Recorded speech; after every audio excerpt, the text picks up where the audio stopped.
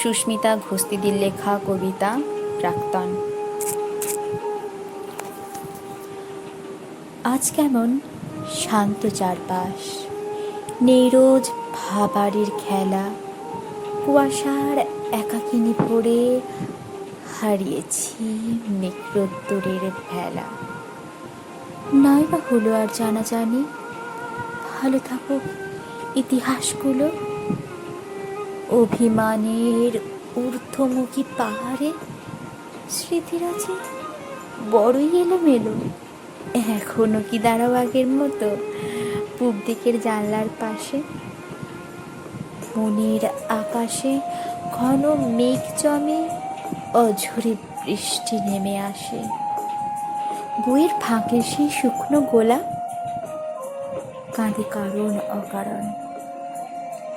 চুপ কথার শব্দহীন ঘরে এখন যে তার প্রেমে পড়া বারণ।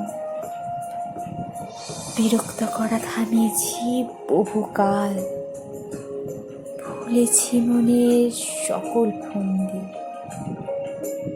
চির অবিচ্ছেদ্য ভালোবাসা যে আজ প্রাক্তন শব্দে বন্দী।